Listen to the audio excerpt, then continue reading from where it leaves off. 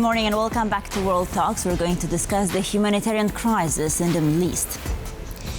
The head of the United Nations Refugee Agency, Filippo Grandi, said at least 220,000 people had crossed from Lebanon into Syria following the Israeli bombardment, and that around 80% of those were Syrians. Lebanese authorities suggest as many as 400,000 people overall have gone to Syria. To discuss the humanitarian crisis which is unfolding in Lebanon in the wake of continued Israeli strikes, I am joined here this morning by Dominik Derlicki, head of Caritas Polska mission in Lebanon and Syria. Good morning, Dominik. Thank you for joining us. Good morning. So let me begin by asking you about your experience of working in Syria and Lebanon. I would like to start with the period prior to the recent Israeli attacks, as Lebanon for years has been in an economic crisis and Syria technically is still in a state of a civil war. So if you could share your first-hand account with us. Sure. Lebanon has been in crisis, not only an economic crisis, but also a political crisis and a social crisis for years, actually. You know, there's no president for 2 years now. There's hyperinflation. There's 1.5 million refugees in Lebanon, mainly from Syria. And the population of Lebanon is around 6 million. We can remember the tragic explosion in the port of Beirut in August 2020. And this explosion was just a symbol, not the cause of the crisis. So basically, the country was in a very bad shape before this escalation, the current escalation happened. And the neighboring Syria was in even worse shape. Last year, there was a tragic earthquake there. Hundreds of people died. Thousands lost their houses. And there's at least 15 million of people needing humanitarian aid right now in Syria. So both countries are in a very bad situation. Right. And so how was your work? What did it consist of prior to the current conflict, and how has it changed since then? And just to sort of bring our viewers up to speed regarding the blast in 2020, it caused at least 218 deaths, 7,000 injuries, and $15 billion in property damage. Yeah. Caritas Poland opened an office in Beirut after that tragic blast, and we were involved in the rebuild efforts. So we provided shelter, reconstruction, cash aid, psychosocial aid, together with other Caritas member organizations. In Syria, we were present longer. We are present in Syria since 2016, and we have a flagship program there called Family to Family. Within this program, poor, vulnerable Syrian families receive a monthly cash aid. We also support schools. We also support small enterprises in Syria, so people gain the skills and gain the tools to earn for themselves. But still, even at this moment in Syria only, we are supporting around 5,000 families, monthly cash aid. After the tragic Beirut blast, we also included poor, vulnerable Lebanese families program, Family to Family. And from the beginning of this year, we included the families, people that are internally displaced in Lebanon in this program. Some people who had to flee their houses from the south, mainly on the south, we also included in monthly cash aid. Right, so there's some discrepancy in figures because the UN says some 600,000 people are internally displaced in Lebanon, whereas Lebanese Health Ministry says the figure is twice as high. What is your estimate? We need to remember that this situation started a year ago. So when the escalation in Gaza began, the situation on the border between Lebanon and Israel became very tense, and the airstrikes in South Lebanon started. So during those first months, we have already 100,000 people who got internally displaced. They escaped. They ran for their life. So it's actually very, very hard to have accurate estimation of the number because those people fled to other parts of Lebanon, including Beirut, and now Beirut is it's basically bombed. So I would go with the UN estimation. I would say that there's at least 500,000 of people internally displaced in Lebanon, but because it's happening now, I just came back from Beirut. We are bombed on a daily basis. So it's very hard to have accurate estimations because, yeah, it's a war zone, basically. Right, absolutely. So could you perhaps tell us a little bit more about your experience being in Beirut and what is going on right now, and sort of what kind of efforts is Caritas planning to undertake in the near future, perhaps cooperating with other organizations, perhaps some grassroots initiatives there in Lebanon? To start about the cooperation, we always cooperate with local organizations. So we have several local partners in every project, even in those cash projects that I mentioned before. We always have local partners, and our main partner in Lebanon is Caritas Lebanon. So we are in a Caritas network scheme, let's say. We're planning, we're actually already starting to have a project that's directly only towards those people that are internally displaced.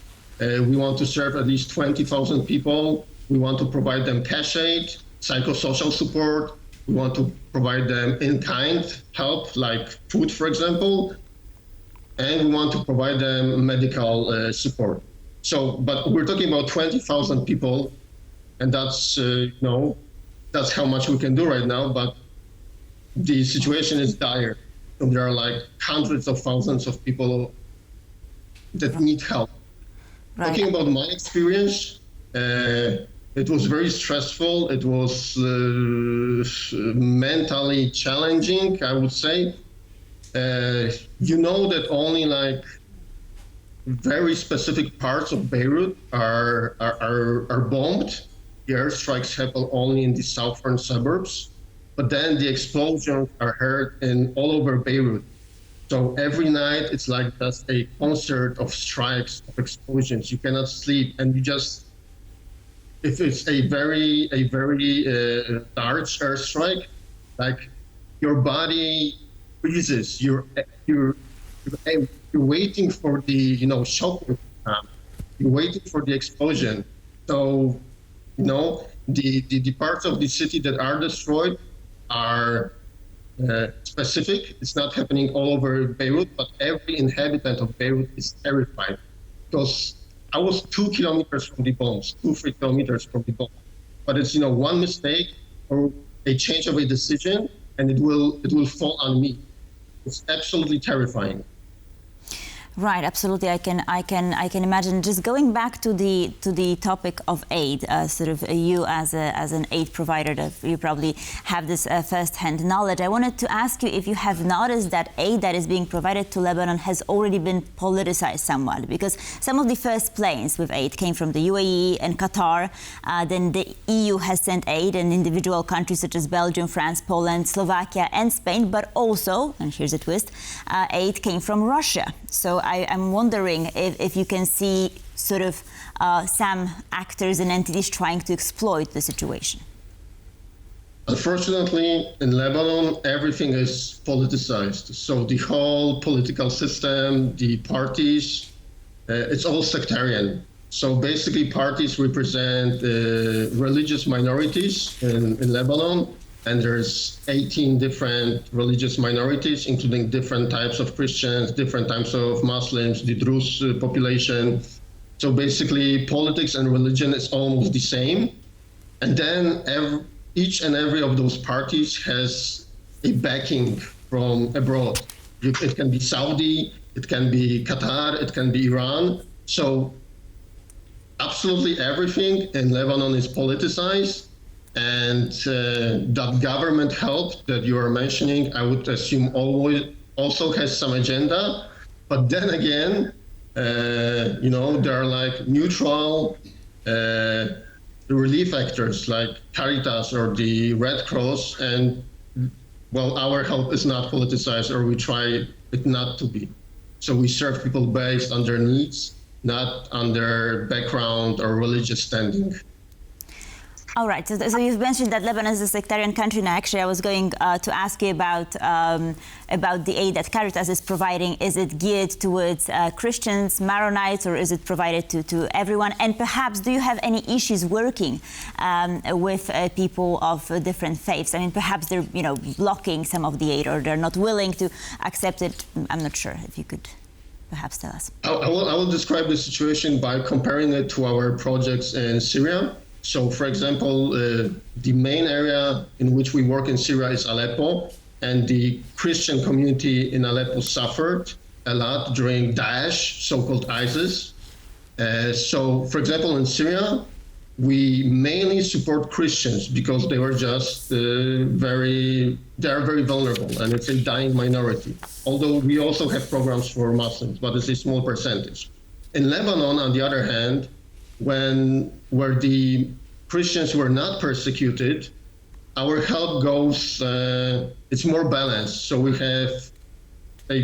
do have a big amount of Christians that are recipients of our help, but we also have Muslims, and it was even before this escalation. And now, because mainly the Shia population, so the people living in the south, of which their political representative in the Lebanese parliament was Hezbollah. They are mainly influenced by this escalation. So in the projects that I'm mentioning now, aid that is directed specifically to migrants, it's basically for Muslims. Okay, well, that is a lovely initiative indeed. So let me also ask you about this, because you've mentioned feeling threatened somewhat when you were in Beirut, but also there's a track record of Israel targeting humanitarian aid workers in Gaza, for instance. So I wonder if that adds up, and what kind of precautionary measures are being taken to protect humanitarian aid workers. Sure. I just want to say that we've seen how the borders of what is acceptable and what is not acceptable changed during these couple of months. So I'm not even I won't even mention Gaza, because the situation there is absolutely tragic. But as we remember, in a year ago, after Gaza started and the situation on the border between Israel and Lebanon became tense, the airstrikes were only there, and it was already everybody was shocked. And whenever a journalist or a medical worker or a relief worker died, it was something all over the media. And then the airstrikes started to be in different parts of Lebanon, and suddenly they started to be in Beirut. And now, for example, health workers or relief workers, a couple of days ago in an airstrike, they are dying by dozens. And the concept of what is acceptable just changed, and it was pushed. Regarding our security measures, we have we have scenarios prepared for different escalations and different actions that will be happening in the ground.